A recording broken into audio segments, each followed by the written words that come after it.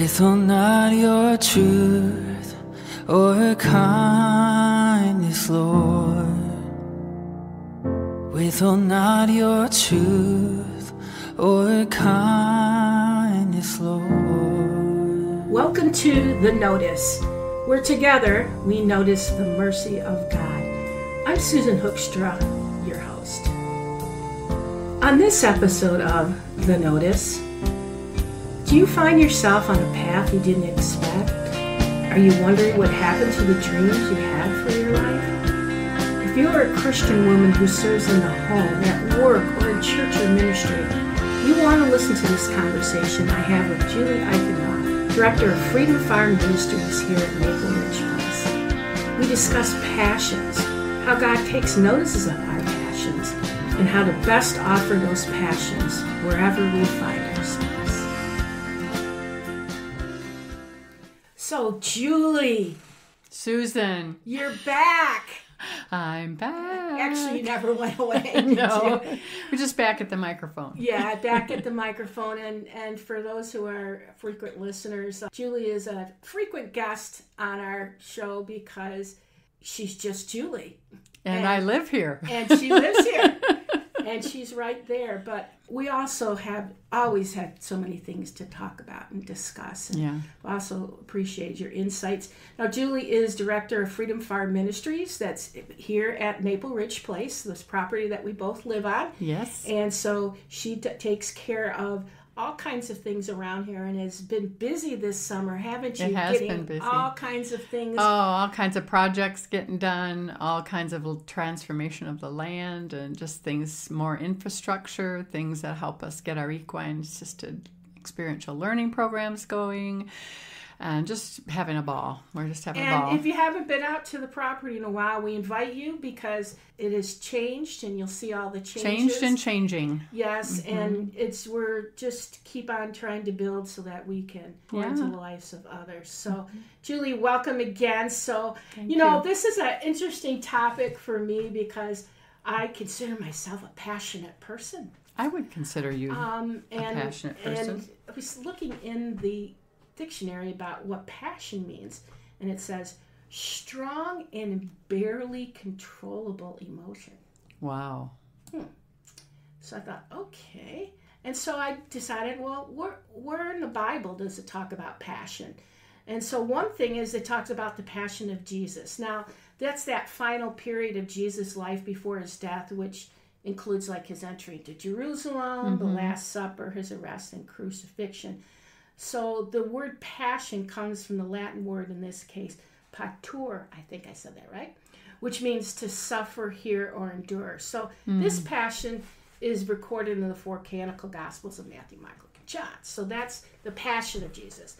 And then there's also talk in the scriptures about passion as lust. In Colossians 3, Paul mentions passion as a translation of lust or inordinate affection. So Paul says that these inappropriate cravings can distract people from spiritual things and lead to immoral and impure sins. So those are two passions. Now the third passion is passion as a driving force. Passion can also refer to that, like that fire that motivates people to fulfill their purpose and do God's will. For example, a mother's passions might fuel her to stay up all night caring for a sick child because she loves her child. So we're really talking today about the third definition, which is passion as a driving force. So Julie, tell me what are your thoughts about passion? Well, I think partly our passions arise from the gifts and talents and call of God that he puts in us, and I think it's an unfolding discovery of what we're passionate about. I think passions are also a choice. We have free will. When I was in my 30s and my first marriage ended, sadly, And so I was kind of looking around like, what next? And I remember the Lord said to me very clearly, Julie, you have far more choices than you think you do. Mm-hmm. And that was a revelation to me because I had grown up in churches which always kind of taught this idea of you're either in the perfect will of God or the permissive will of God, and always felt like you were jumping back and forth and trying to figure out, well, am I in the perfect will of God? Or, oh no, what if I'm not? I'm in the permissive will of God. And he changed my whole thinking when he said, you have far more choices than you think you do. So I think he delights when we discover a passion. I think a passion is something, at least in part, rooted in something we're good at, something that gives us joy. There's a certain ease to it. And I also think that passion, for me at least, came from my healing. Yeah. Wow. When God healed me from severe depression that I struggled with from my teens into my early 30s, and then got into therapy, began to walk out what I was learning in therapy and become a more healed person, then people began to notice, and there's that notice word again, and just want to have coffee and ask. And so life kind of drew it out of me too. Right. I would have to concur with that because I know a lot of what I'm doing now in my life is based on the healing that God gave me. You know, I always quote 2 Corinthians 1, 3, and 4, comfort others with the same comfort we receive from God. So favorites. that's been a background verse for me in my life. But I know for me, of course, I'm 13 years old. I was going to be a professional clarinetist. Now, that happened, but once upon a time, I remember when I was in college, a bunch of my college friends went to a coffee shop, and somehow the subject came up about our dreams.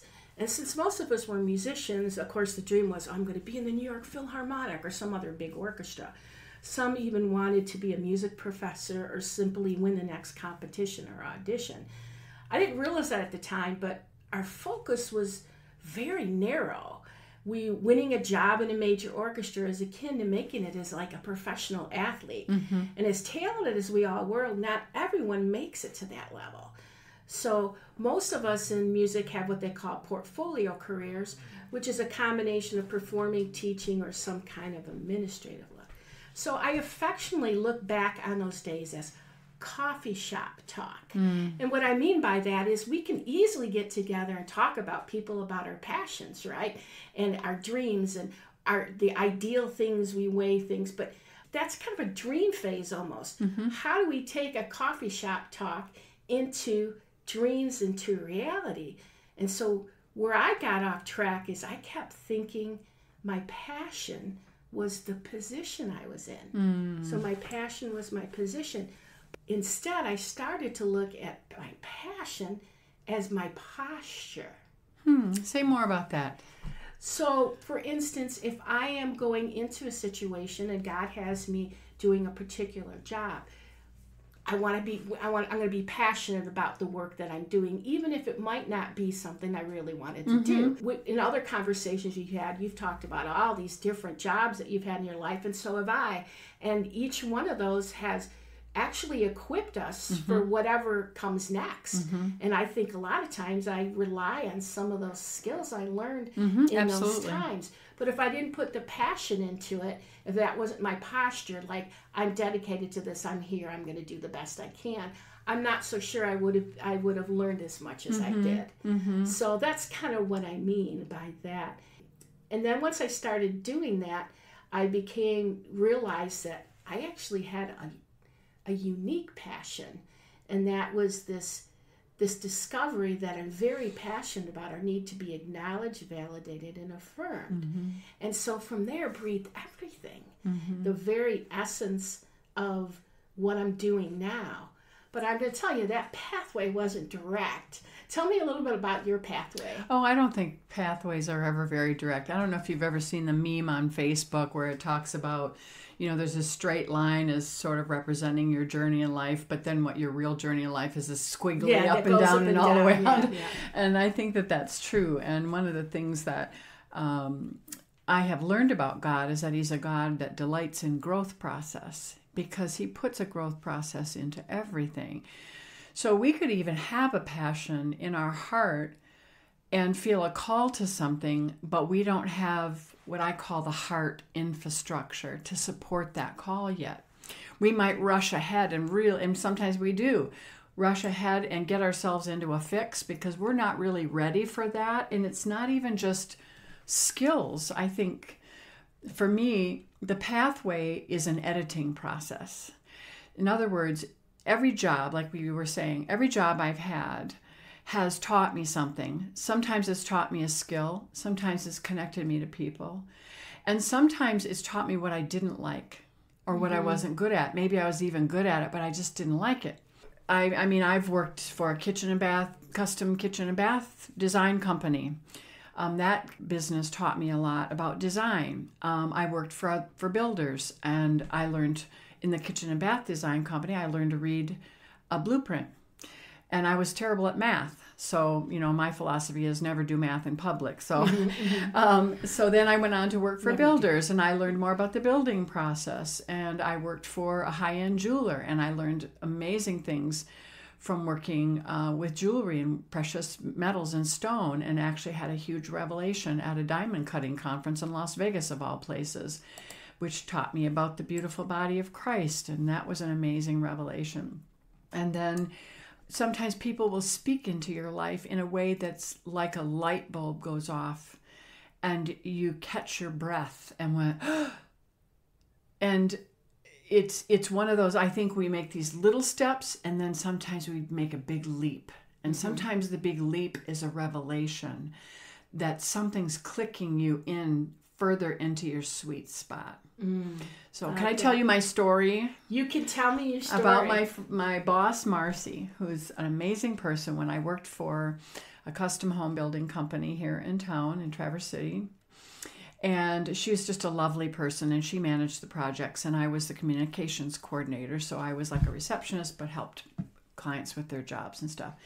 So I worked there at the beginning of the big building boom in 2005. And by 2008, when the big boom went bust, a lot of companies were kind of tightening their belts and going lean so they could survive, because a lot of companies had overdeveloped and didn't really have, they were failing and stuff. So our company did a good job with adjusting to that big come down in the building market. But we were sitting in her office one day, and we were just having one of those warm personal talks, because that's the kind of person she was. And I think we were talking about dreams. And she finally said to me, Julie, I just don't see you working in a construction office for the rest of your life. And then she asked me the classic coaching question. Here it comes. Here it comes. If you could do anything in your life, and money or education or time or whatever was not a factor, what would you do? And out of my mouth comes flying these two words that I had never thought or said about anything in my life. I mean, I'd heard them before, but I'd never said them myself or considered them. And I just blurted out, conflict resolution.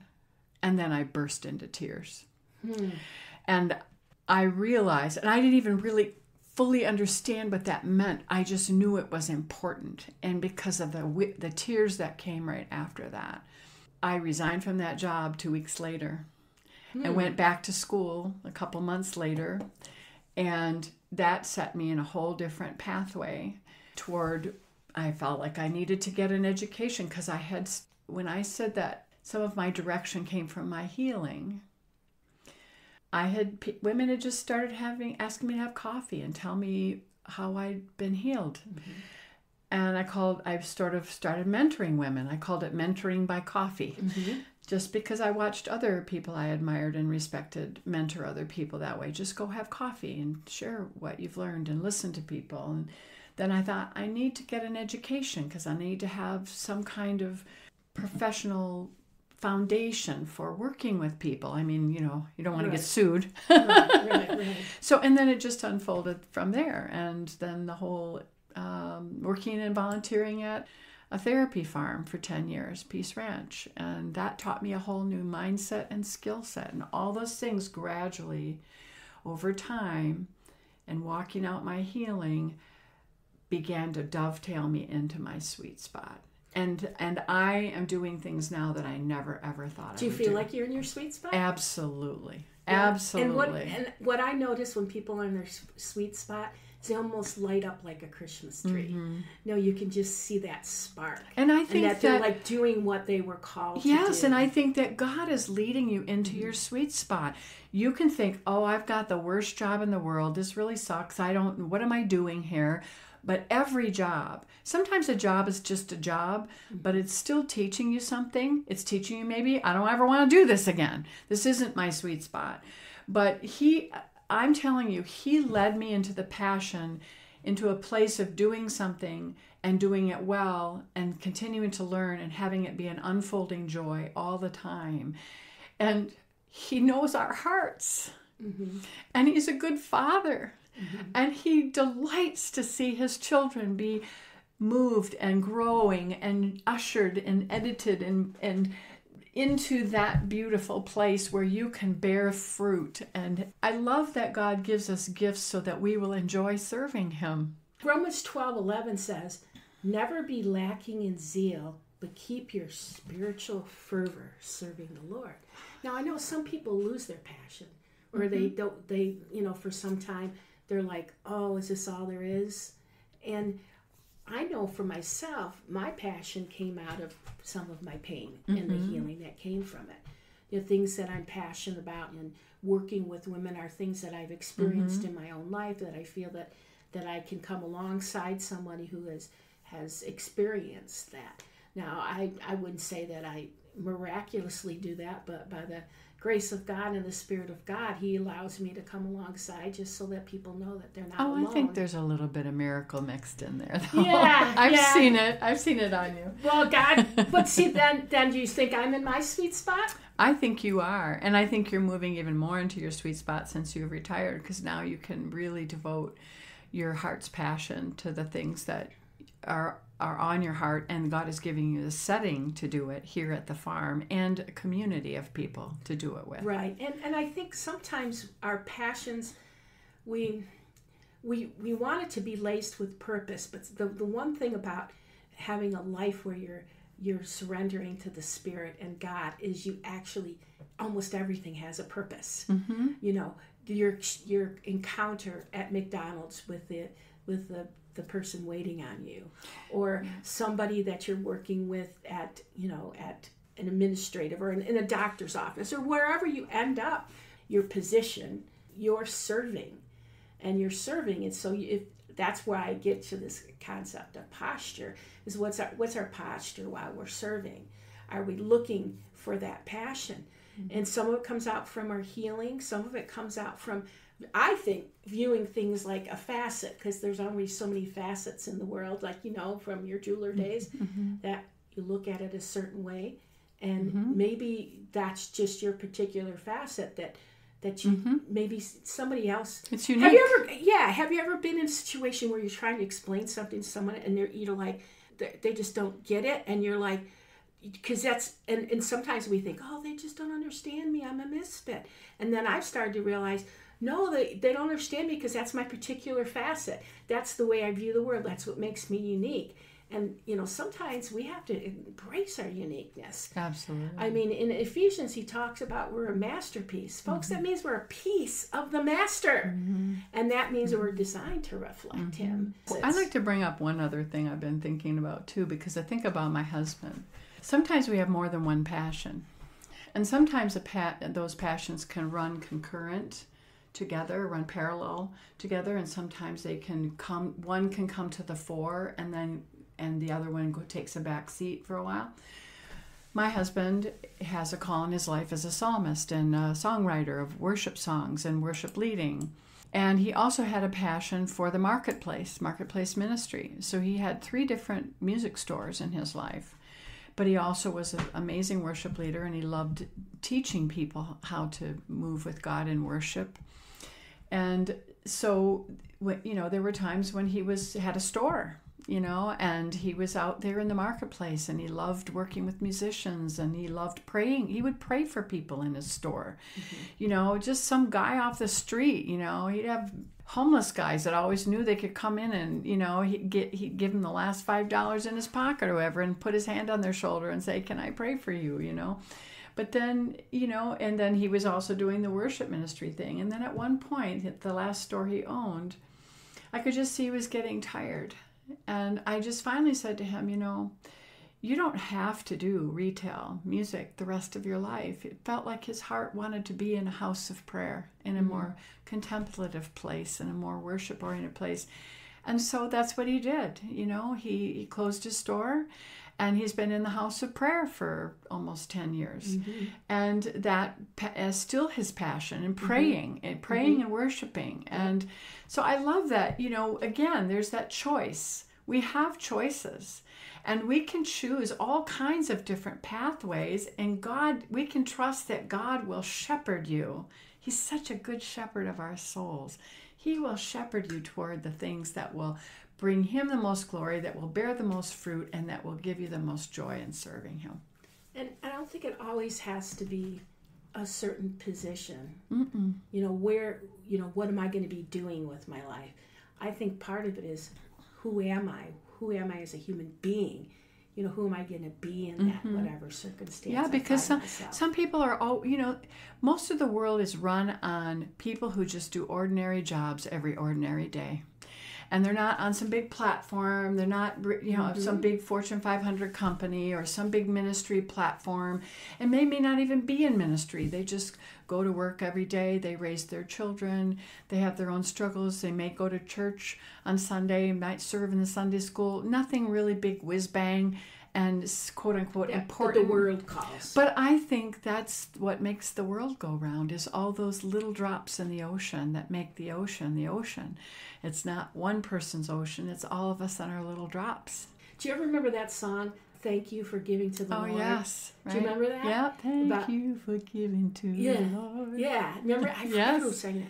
But I remember that a lot of times, because sometimes I think part of our joy in heaven is going to be meeting some of these people we affected that we didn't even know we did. We get to know by a kind word how we impacted whatever. People, and they get to know how we were impacted by them. That's going to be, I think, part of the big party of eternity, really. I know, and I love this subject. I love encouraging women and others in this area and affirming them. And of course, this conversation, we're going to take it a little further. Yes, we're going to have on September 21st, coming up here in just a week and a half or so. Oh my goodness! Is our next convo. This is our seasonal brunch that for nurturing women who lead. Now, when we say lead, we mean serve. Anybody who serves. You can be leading your family, and that's a powerful position of leadership. Or it doesn't matter. You don't have to feel like you have some big position. Yeah. You can come, and this is an opportunity for us to discuss this further. And we have two people who are going to come into their testimonies. Can you tell us a little bit about I'm so that? excited about this. Our board and you and I, from Freedom Farm Ministries, we went and visited and took a tour of the Thrive Medical Clinic a month or so ago. And we've been wanting to visit them because they are doing such an extraordinary work in our community. Used to be known as a pregnancy care center, and it helps women in crisis pregnancy. And they're just doing an amazing job. And we got to take this tour, and I'm telling you, the presence of the Lord was so powerful in that tour, and meeting Avery and Amy and the rest of their staff. Avery McCutcheon is their new executive director, and Amy helps, she kind of heads up the mentoring program. And listening to these women discuss their passions of why they do what they do. And I asked them, how did you get here? How did you get to this place? And that's what opened up yours and my conversation about, wouldn't it be cool to do a convo based on our pathway to passion? And so we asked them to share about their journeys, and they said yes. And I'm so excited about that. We're so excited because that is such an incredible organization. Yes. More so, just it reminded me too, by hearing their pathways, that wow, it's all over the place. Extraordinary women. And our God can orchestrate our pathways in such a way. Proverbs 3, 5, and 6 that says, trust in the Lord with all your heart and lean not on your own understanding. In all your ways, acknowledge him. One of my favorites. And he will direct your paths. Yes. So often we get all worked up about, I need to be here at this certain time, or I'm going to miss it. or the famous question, what are you going to do? Where do you see yourself in 5 years? Oh, yeah. And it's the part of this great adventure that God has us on is that it can go anywhere. It can go anywhere. And so I'm excited to celebrate that, to visit with other women. So if you're interested in going to that, all you need to do is go to, you could just Google Maple Ridge Place, Traverse City, and it will take you right to that so you can register for that. We just ask for a free will donation. You do have to put $1 in to register. I know, sorry, that's folks. a weird program. But, it's $1. It's $1. It's $1. So, but other than that, we really just want you to come and have a conversation with other women leaders. You'll be encouraged. And we have food. We have brunch. Yes. So, and we get to network and talk and have a couple some breakout groups to discuss things. So that's September 21st, Saturday morning. It's 9:30. I know it's Saturday morning, but 9:30 to noon. Mm-hmm. And it's beautiful here. It's fall, at Maple Ridge Place in the fall. The colors are already starting to come on, so we'll have some color by the time you get here. Absolutely. So one of the things in closing, I wanted to share this quote by John Piper, which I thought was interesting. He said, "Christ did not die to make good works merely possible or to produce a half-hearted pursuit. He died to produce in us a passion for good deeds." So where does our passion come from? It comes from our Heavenly Father. Yes. So friends, we hope to see you at Convo, and go out there and find your passion.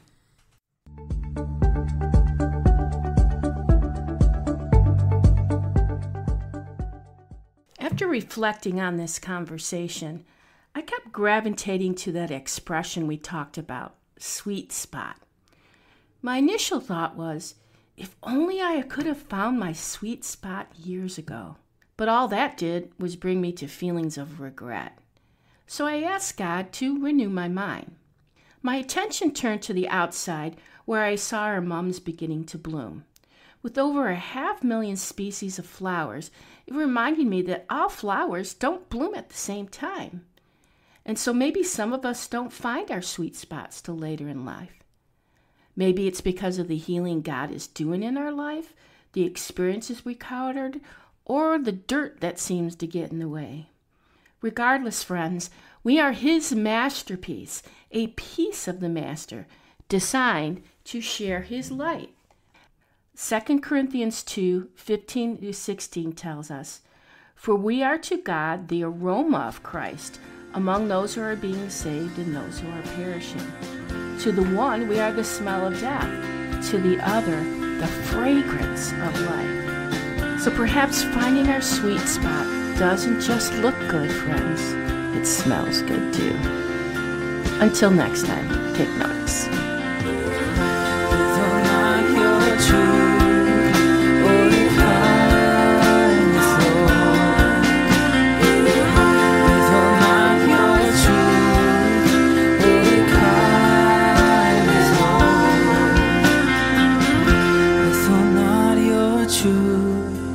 Or kindness, Lord.